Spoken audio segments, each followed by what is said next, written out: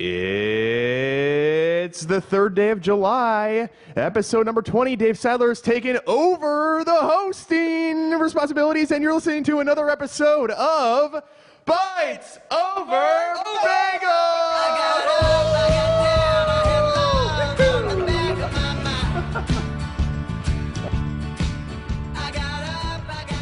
It's Chicago's favorite tech morning show. With me in the studio, as always, is one Miss Heather... No, not Heather Brown. She's in Vegas, gambling away all of her money. She might be back now, but she was in Vegas in some of the hottest weather of the year, and she doesn't deal well with heat. She was scared going into it. One Mr. Brett Mackey.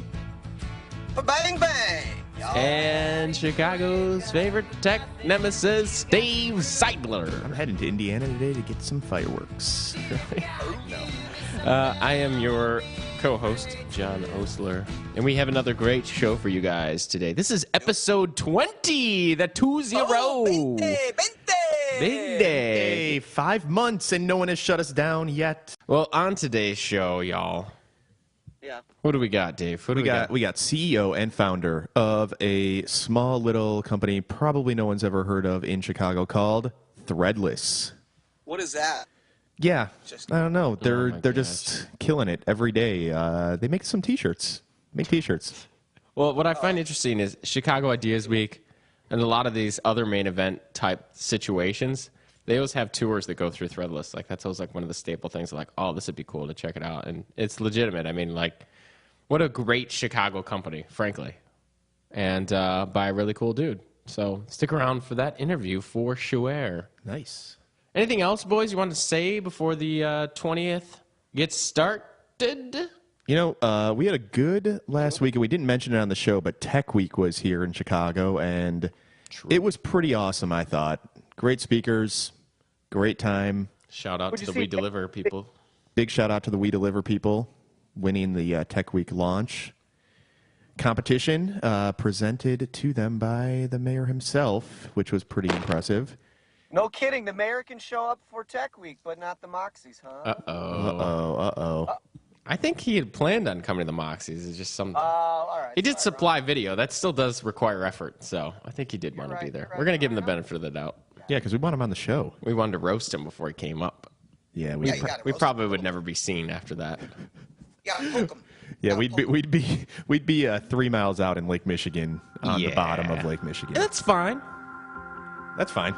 As long as we go out in glory. We got a great show. People don't care about what we have to say, so let's get on to it.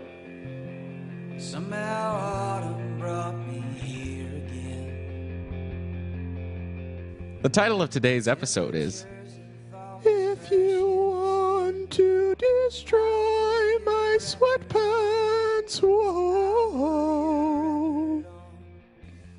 Today's show is brought to you by benchprep.com. That's benchprep, P-R-E-P. They have 240 plus classes, including GRE, GMAT, SAT, Excel, PowerPoint, etc. You basically find it there. Everything is available on all devices, and the performance is synced across devices. So if you started on your computer learning some new skills with a Z, and you want to move to your mobile because you're riding the bus all night, you can do that. Can you imagine that? SAT on the bus and at home? It's the future, ladies and gentlemen. It's self-paced, and it has guided study plans, so you can learn at your own routine. And they are from Chicago. What you want, girl. Great company. And they're at 600 West, right? Yeah. Dang, neighbors. So check this out, benchprep.com. Finally, of course, by listening to the show, there's a stake in for you to get in the game. By putting in the promo code BOB, that's B-O-B, that stands for Bites Over Bagels, you're going to get a $100 value voucher off your sign-up. So check it out. Use the promo code BOB and get some new skills in 2013.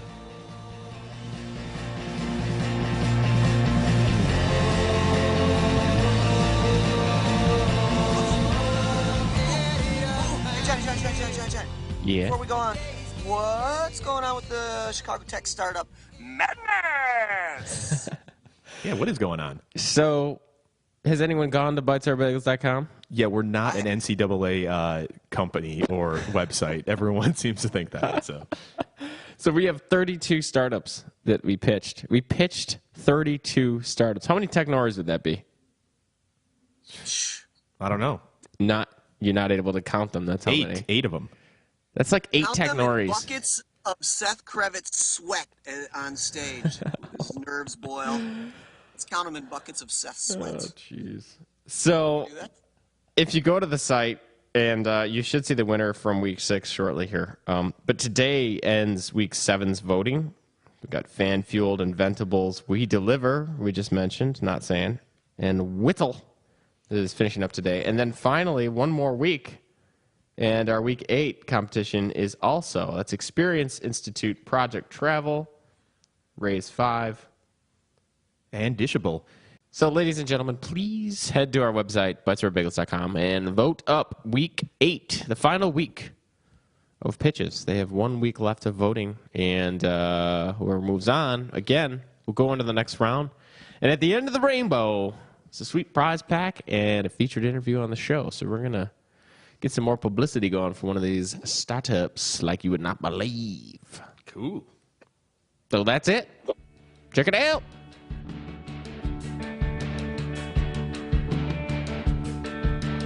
Are you guys hungry? Yeah. Do you want some bagels Yeah. in the morning? Yeah, right now. Cool. Well, head on over to New York City Bagel Deli and Catering and get your kettle baked goodness today. Oh, it's good. Yeah, it is. And if you're thirsty and you need some caffeine, where should you go, John? Bo Trust Coffee Roasters. Check them out at botrust.com. Say hi to Phil and Seth. Compromise my heart and the truths I used to know. Today's feature interview is with Jake Nichols. He is the CEO and founder of Threadless. Welcome to the show. Thanks for having me. Ooh, boy, we got a good one today. So, for those of you out there who don't know or have never heard of Threadless, can you give them a quick overview of what the hell that even means? Well, we do community-based design so artists around the world submit ideas for product designs basically on our website, mostly t-shirts. And then they get voted on, and the best ones we make into products, and we pay the artists for their work and sell them online mostly. And so do the artists make like a commission on it each sell, or do you guys pay them outright, or how does that work? It varies on what the product is, but 90% of it is like a $2,000 upfront cash prize, and then royalties on units sold after a certain amount. Oh, cool. Cool. So where did you come up with the idea? How did Well- you start this company, and what were you doing before? It was in the year 2000. The year 2000. Conan O'Brien reference, sorry. Right. Yes. In the year 2000. Yeah. And I was going to school full-time I was going to school part-time, and I was working a full-time job as a web developer, and it was my sophomore year in college. I was an art student, and there was this forum that I was participating on called Dreamless, where artists were just like uploading things they're working on. And I started Threadless as a hobby that was just like, all the stuff that you artists are making is digital. All the stuff we're making is totally digital. We never get to like actually have the things. So I started printing the designs out on like t-shirts and posters and stuff and sending them around. It was really just a hobby, not really meant to be a business, and it kind of snowballed over the years into what it is today. So was there like how are you sending these things? Were you drop shipping it, or is it under Well, your I would- pillowcase? Yeah, I kept a bunch Folding of shirts. posters. Right. Basically, yeah, just like bins of shirts in my apartment, and then when I get home from work, I would like package up the orders and then go to the post office on my lunch break and ship the stuff out. That's pretty cool. So you were taking existing design that was done by just random artists all over the place, printing their stuff onto shirts and then selling it to people? Well, the first 5 products that we came out with all came out at the same time, and the way that we came up with those designs was I started a thread on this forum saying, I'm going to print designs out on t-shirts, like post designs that you think would look cool on t-shirts in this Got it. thread, and the best ones we'll print. Cool. And we got like 100 designs and printed 5 of them. So That's were you silk screening them like in your house, or? No, it was my partner's aunt actually that did the printing for the first few rounds. It's always a partner's aunt that gets involved. It's like the iron-on that you get out of the He like printed 'em Frosted off, Flakes yeah. box that I dug too deep there. Exactly. Yeah. The iron-ons, we've never done iron-ons. It was silk screening all the way from. Oh, very nice. High quality. Yeah. Cool. Yeah, I've known a lot of people that have played with just silk screening T-shirts in college. I was an art student as well, and just never took it anywhere really. And it's kind of cool to hear that you got interest and were able to sell this stuff. And actually, just this morning, I went to my daughter's class, and we did silk screening in her classroom. She's 5, so it was really cool, like, working with these kids. You just invented 20 competitors right there. Yeah, but who better to come into a class? Like, we're going to have Child the labor. T-shirt design god of the world, at least Chicago. We should redo the intro. Founder, CEO. Yeah, and design god. God of Chicago. Like, hey, he's going to come in and show everyone how to silk screen a T-shirt. Yeah. Yeah. You'll thank us later in life when you realize who this was. That's cool. So when you first started, were people paying you through the mail? Was this a PayPal thing? Like, how did that get going? Well, funny story. I actually, the first version of the site that I coded was written in Cold Fusion, like pretty crappy programming language. I don't think it's really used much more today. Yeah, there's a couple. But, We get requests. but it was connected to an Access database, and we just stored the credit card numbers directly in the database. And then I would call this 1-800 merchant account number and charge people's credit cards by typing them in over the phone at the my time. God. It was terrible. Nice. And you Order a couple Not pizzas. you still do it to this day, just Oh my like gosh, that. you still got that database. Yeah, you still got that database, yeah. In case everything hits rock bottom, you still got a way out. Yeah, we could just charge all these cards. Yeah.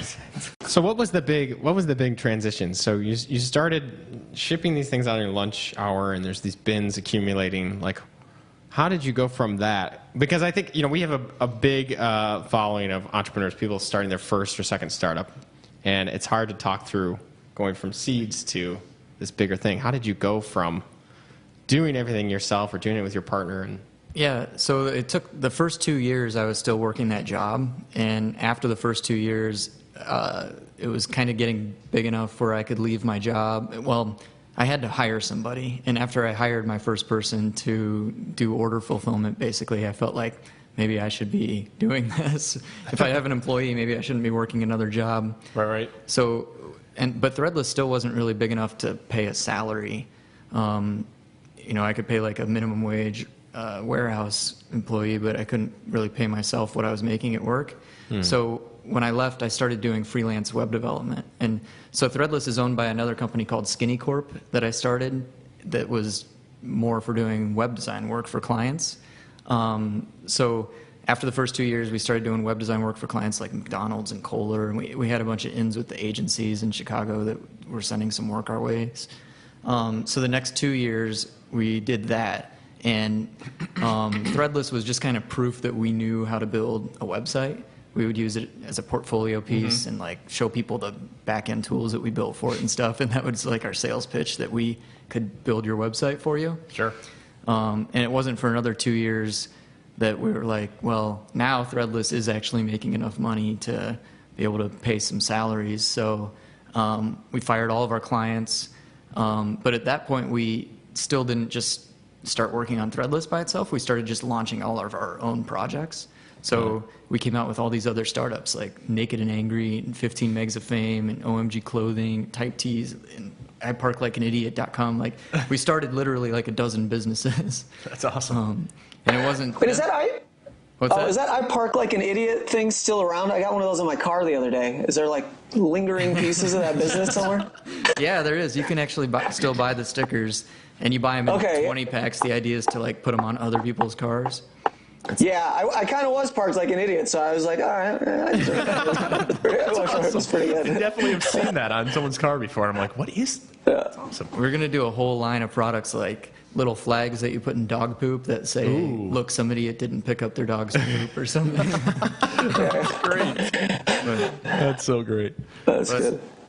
Yeah, so then it wasn't for another 2 years, so like 6 years into the business that we're like, oh shit, Threadless is the business. And we shut down all of our businesses. Some of them we rolled back up into Threadless because it was just hard to start up fresh new brands with no following. But we're like Naked and Angry, for example, was more high-end products where you submit designs for patterns, like tiling patterns that you could make fabric out of and stuff like that. And then, so we have like an ongoing Threadless patterns challenge, and we do higher-end clothing on Threadless, and we're able to like. Was there a necktie business too? Like, were you guys doing ties? Yeah, we did through Naked and Angry. We did ties and wallpaper and I remember dishes those, yeah. and stuff. Yeah. Yeah, that's cool. Yeah, it was fun. I mean, it's cool. Like, we still do different new things, but under the Threadless umbrella rather than starting up fresh brands all the time. At this point, who knows? Do you know how many shirts you guys, or how many designs you guys have done?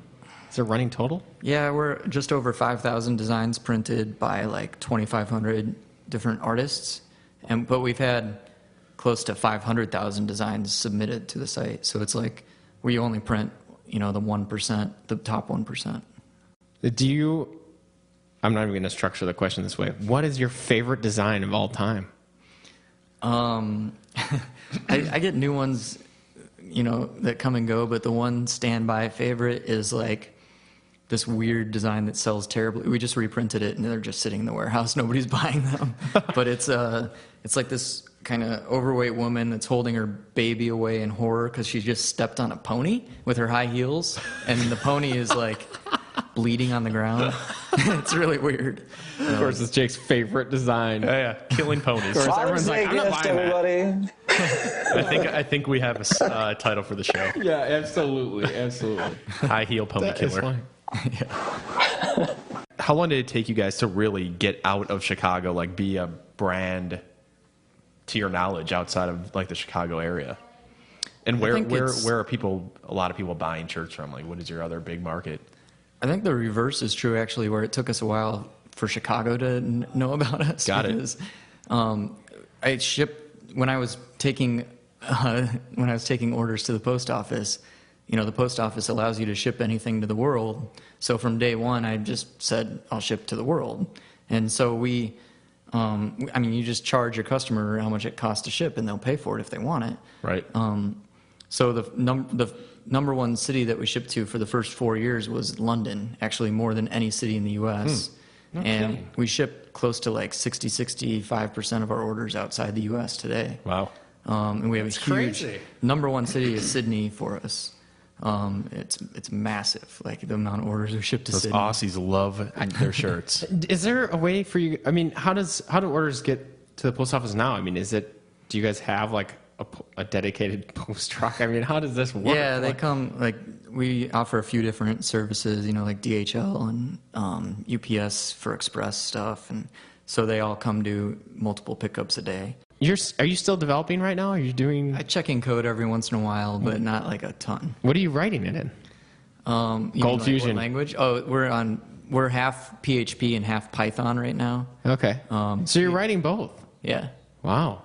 Yeah. You're still on the ground. Is that intimidating? Like, who's developing with you? And they're like, oh, shit, Jake's back in this. It's probably, kind of obnoxious for them. They're like, can Jake get out of here? Yeah. Like, most people's bosses are like talking to them about like meeting time and stuff like that, and you're like talking to them about their methods they're writing. They're like, yeah. I'm not the best like hardcore back-end coder. I can do it, but I don't probably do it according to the style guide that the team would want me to. You are in Gap, right? Yeah. Talk about that, number one, and how that happened, and any other cool partnerships that you guys are involved with. Yeah, so on the retail side, we're in Gap, and we have a handful of other little deals, and we're working on a bunch more right now. But we basically, it's like the artists want to have their work like seen by the world, and this was a big thing for us actually going to Gap, because it was back in 2004 that we were both first approached by a major retailer to carry Threadless stuff, and we declined. And then in 2006, Harvard came and did like a business case study on us. And when they do these case studies, it's like they profile the business, and then they present a problem that the business is trying to deal with to the students to solve. And the problem they chose for us is like whether or not we should go to mainstream retail. And so, Interesting. Yeah, it was That's awesome. 'cause nice. Yeah, Harvard's like, you want this for free? Yeah, kind of. solve our problem. Please. So I went and sat in on a bunch of the classes and stuff and got the students' perspective on what we should be doing, and also like had a bunch of conversations with our artists, and we found out that our customers like don't really want to see us in major retail stores because they see Threadless as like the secret kind of small indie thing that they don't want blowing up. But the artists want to be like everywhere, you know. Sure. So we've struck a balance by like we're gonna do these deals with major retailers, but we're gonna have differentiated product for them. So the stuff that you get at their stores you can't get on Threadless.com and vice versa. Got it. That's nice. And that's how we launched Gap, and it went really well. What about, you guys have been doing work with some Disney properties, right? You did Monsters Inc. Yeah. There's a Sesame Street. Like, talk about how Yeah, did that was happen? like- what sales guy in your team is just rolling right need to now talk to because him. of these partnerships? Huge shout out to Wilson Fong because he nailed it. Wilson. All right. Love this guy. That was a really, like, Disney doesn't let you mess with their intellectual property like that. So for us to be able to make a contract that allows our artist community to like remix their property to their liking and stuff was pretty crazy. How are the sales with that? Is the community still responding to something that's like more of a mainstream idea, or is it? Yeah, I think I think it might be a different audience that is responding to it, Sure. but they're selling really well. They're doing Yeah. good. But where that was born from, though, is that people were submitting designs illegally with sure. all the time. Disney stuff on it, yeah. In fact, it started with, we printed a Tron hoodie that was like the Tron guy all over the hoodie, basically. I don't know if that's a good explanation. Yeah, that makes sense. You know, like the circuit boards and stuff? Yeah, for yeah. sure. And The suit. Disney wasn't too happy about that. And that's how we ended up opening the conversation with Disney and then turned it into... They're like, we're going to sue you. Or like, how about we just make you more shirts? What is the problem right now? Yeah, that's really cool. And so that was happening naturally, and now our community can actually like officially design stuff for... John, we got to piss more people off. When are you guys going to start doing sweatpants? Is that this year? Believe it, I actually think we are going to be doing sweatpants. Really? That's awesome. What about hypercolor? Are you guys going to get into chemical reactions? We've looked into that. We do. I love do. Yeah, do. Yeah, I like that. You do the glow in the dark ink right now. We do don't you? UV ink too that reacts to the sun. Like when the sun Sure. hits it, it changes colors. Holy, that's good. That's good. Any other kind of special? What are we going to see in the rest of 2013? What's the future? Yeah, what is the future? Are you over it? You're just like, I'm gonna just blow this thing up and then start making hoverboards. Ooh, there's a Hoverboards would niche. be pretty sweet. If somebody can figure that out. I know. Sorry, I just got distracted by that poster. Yeah, Yeah, there's a hoverboard right behind you, too. it's true. We have one. Oh shit, there really is. Yeah. Well, it's out there, actually. Wow. It works. But yeah, what is in store? Is there anything are you not allowed to talk about these things? No, I'm allowed to talk about these things. CEO gets to Don't say anything he even wants. plant that idea in his No, head. I won't even plant that. What's the idea? Is there anything? Is About there not talking about stuff. Yeah, is there anything that we need to know about right now that's coming down the pipeline?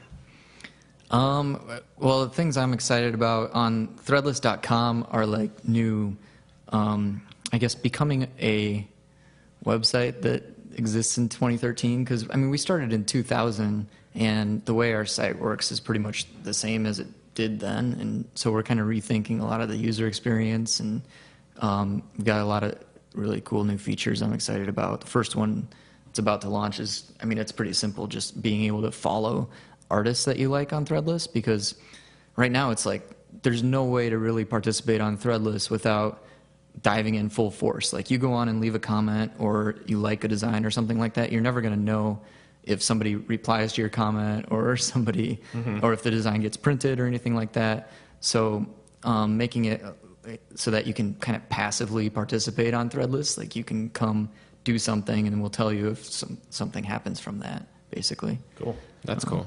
In addition to like the user experience on the site, doing more partnerships is the other thing I'm stoked about right now, because that is something that we sucked at for a really long time, and now we're getting really good at it with the retail and licensing deals that we're doing, and I think we've just kind of hit the tip of the iceberg there. So Very cool. For sure. So do you have any advice for other people starting businesses that may involve technology or they may involve a physical product or anything like that? Is there anything you would avoid if you could do this again? Or what's your perspective now that you've sort of been through all this? I guess, I feel like a lot of the advice I would give isn't really like the typical way you go about doing a startup. Like I would never want to do like the funding situation. I'm not too into raising money if you can't, or if you Don't have to. Right? don't have to. Yeah, that's Yeah. And I don't know. I think also like being too wide-eyed going into it, like lower your expectations, I think, because I think Threadless I started as a hobby, and I didn't want it to be a business. Well, not that I didn't want it to be a business, but I wasn't intending it for it to be a business. So it's neat to go into something like that you'd want to do anyway, and you're like, I didn't expect this to be some massive business, but it was something that I wanted to do with my life. And if you take that approach, and the success is just like the way you measure success is just that you're doing something you love. You don't have to be held back. It doesn't have to become $1 million thing, you know. Like just have fun, do something you want to do. And it's not really like, I guess the follow your passion thing is kind of follow your passion, but don't expect it to yield you becoming a millionaire. Yeah, totally. How are you guys utilizing social media? And I know that's like there's a CEO question for you, but I mean, are you guys following every trend in? Or do you guys have Tumblr going? Do you have Vine? Do you follow the edge, or how are you guys using social media right now? We do. We get on every service immediately that's interesting that pops up. Like Instagram, we have, I think, over 300,000 followers on there now, and we just jumped right on, and we were like in the popular section a lot early on, and that helped out a lot. But in Vine, we're doing really well on Vine already. And Twitter, we're actually the most followed fashion brand on Twitter still. Oh, wow. Which is kind of crazy. That is amazing. Awesome. Yeah. That's really cool. And Thank you, Sydney, and thank you, London. We actually did a official partnership with Twitter way early on. I personally am the 1500th user on Twitter. Well, 1501 actually. Really? That's Yeah. pretty legit. Yeah, that's pretty early. Holy crap! That And then actually is a pretty big deal. We did official Twitter T-shirts early on, twittertees.com. But the thing about social media though is I don't think it's about like your own brand presence or the following that you build up on your brand, because that's basically Threadless saying, hey, followers, come like this specific thing. I think where the real interesting stuff is happening is where you can get individual people talking about your brand between each other. Sure. And actually most of the conversations that happen on Twitter about Threadless are between people who don't even follow Threadless. And I feel like as much as you can get that stuff to happen, that's way better than just amassing a follower count. So now it's time for the most important question of the interview. What is your favorite type of bagel, and how do you like it prepared? I like a toasted blueberry bagel with cream cheese. Plain cream cheese? Plain cream cheese. Light? No. Ooh, I like that. What do you like? That's an American boy's answer right there. Yeah, blueberry Bagel with plain regular cream cheese, toasted. But where do you like it from? You know what else is good? Like a cinnamon raisin bagel with honey walnut cream cheese. Ooh, yeah. Where do you get them from? Panera Bread or Dunkin' Donuts or something. Got it. Basic. Although Brothers K in Evanston is my favorite little coffee shop, but I'm not getting bagels from them usually. Where is it? It's in Evanston. I know where. Main Street and Ridge around there. Okay. I used to work at Evanston for a while. They've got a ham and cheese croissant. Ooh. Nice. Well, Jake, thanks again for coming on our little show here. Thanks for having me. It's me. great interviewing you. Yeah, Best of luck to Threadless and your Disney and Gap relationships and more.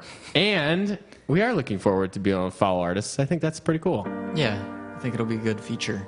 Yeah. Thanks for having me. Great, thanks.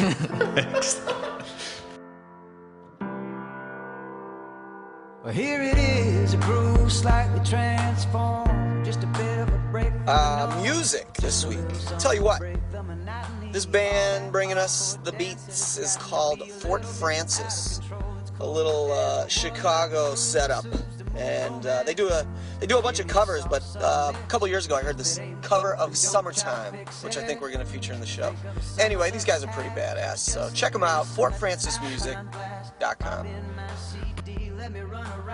And that concludes episode 20 of Bites Over Bagels!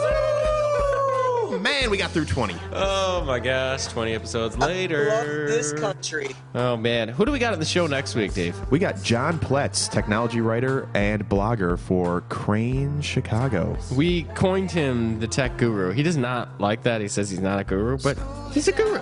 Yeah, the guy is blasting out to the world every single day about technology in Chicago. And I should say, Pletz, sometimes people get nicknames that they don't necessarily want, but they stick.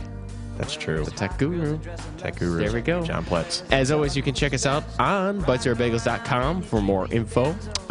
There's also a newsletter sign up in there. We're sending out a weekly email so you can get the deets on who's on the show and what they're all about. So that's a convenience for you all. Podcasting on iTunes, of course, Facebook, Twitter, Instagram, and if you want to look at past video and pictures, you can check out Vine. Yeah, we're not going to update it, but if you want to reminisce the old glory days. Yeah, I personally am not against the idea of a 6-second video, but Dave has made the transition. He likes the filters, and we're moving forward. Yeah, you got to get 15 seconds in. Also, and finally, don't forget, vote up those startups, y'all. 1 week left for Chicago Tech Startup Madness. So don't forget, they need your support. That includes today's episode. We'll see you next week. Late in the day and I ain't been on the court yet. I hustle to the mall to get me a short set. Yeah, I got on sneaks, but I need a new pair. Cause basketball courts in the summer got girls there. The temperature's about 88. I hop in the water.